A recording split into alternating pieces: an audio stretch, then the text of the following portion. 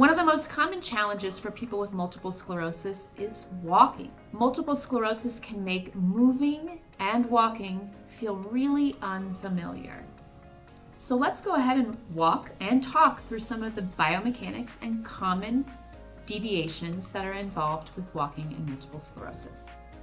So there are primarily two phases of walking that are important to understand. The first phase is the stance phase, or the phase when you're bearing weight for your leg.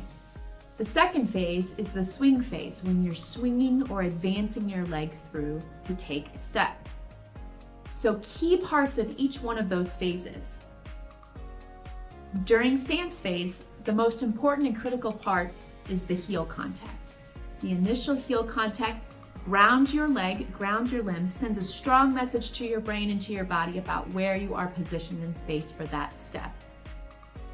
Receiving your weight and beginning to have full stance onto that and transitioning your weight onto that involved side is critical. Then there's a brief moment in time when the opposite leg comes up and you're required to stand on one leg. This is tough. This can be really tough. A lot of instability, a lot of hip issues, a lot of knee control issues can become a challenge during this phase. You swing the leg through and transfer your weight to the opposite side, only to be ready to swing that involved side through once again.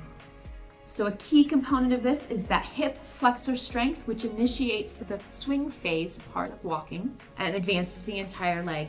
Hip flexor contracts, knee contracts. Like a pendulum, the leg swings through and the heel strike starts once again. This cyclical movement happens over and over and over. Now, one of the challenges with MS is that those pathways are interrupted. It's difficult to swing and advance that leg through with walking. Drop foot can create a problem and you drag your toes. Drop foot can also create a problem and you have to compensate by swinging your leg out to the side. You can also have challenges with simply advancing your leg. This could be the result of weakness in the hip or tightness and spasticity in the leg. Maybe that hip doesn't want to lift to initiate that swing phase. Maybe that knee doesn't want to bend because of spasticity, creating all of these challenges to advance the leg through with walking. Now you're wondering about the stance phase. Well, when that leg has to be placed on the ground and you transfer your weight, that can be problematic if there's weakness through the hip, if there's instability at the knee, and you can get buckling forward or extending backwards.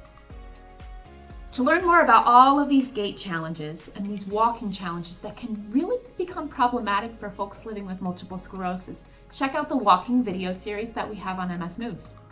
We hope you find it helpful.